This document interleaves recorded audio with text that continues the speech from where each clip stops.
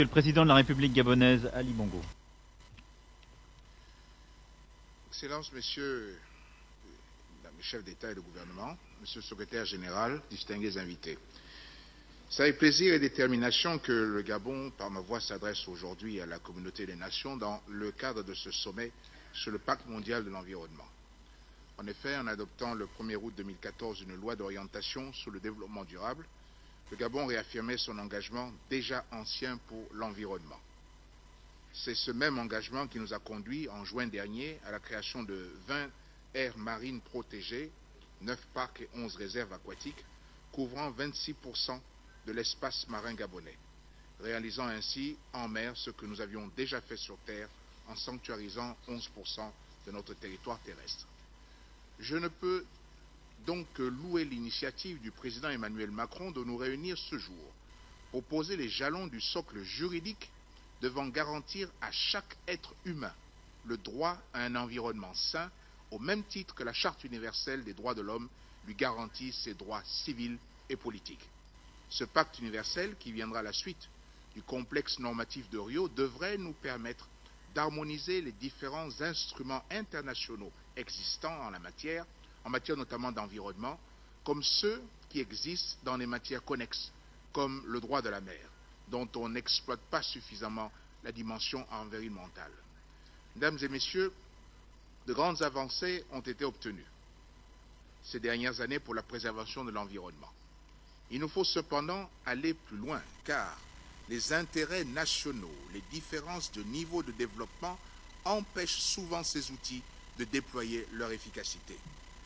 Ainsi, alors que 2016 vient d'être déclarée année la plus chaude jamais enregistrée, les efforts de réduction d'émissions des États ne sont pas à la hauteur de l'enjeu.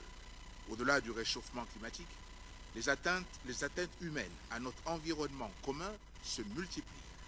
Qu'il s'agisse de la déforestation, de la disparition des milliers d'espèces animales et végétales ou des différentes formes de pollution.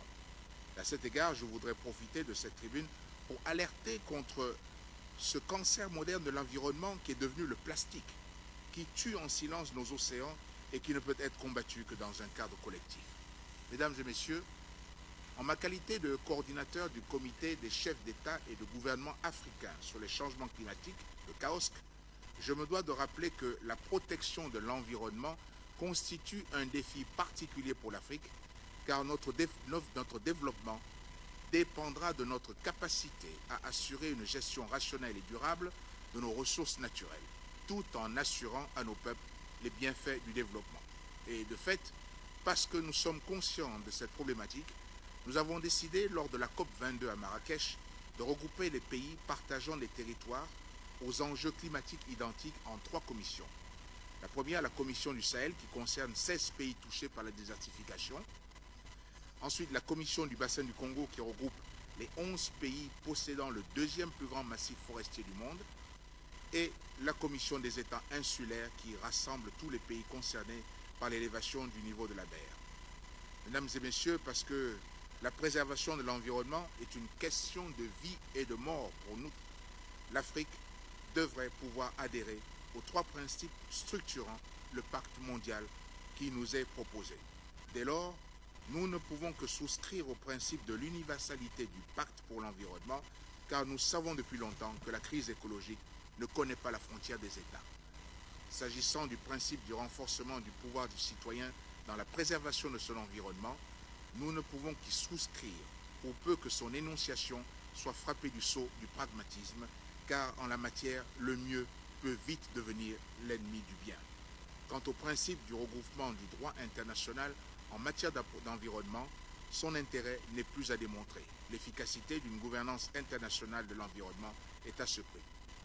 Monsieur le Président de la République française, l'occasion que vous nous offrez de regarder en face la crise environnementale qui est à nos portes doit nous conduire à admettre une fois pour toutes que cette crise est celle des modèles économiques, de systèmes de production, de modes de vie et, pour tout dire, d'une conception plutôt égoïste de la vie sur notre planète commune. En rejoignant le groupe des amis du Pacte mondial pour l'environnement, j'en appelle donc au changement de paradigme et pour plus de coopération, de cogestion et de solidarité, car c'est ensemble que nous sauverons ou détruirons le bien commun. Je vous remercie.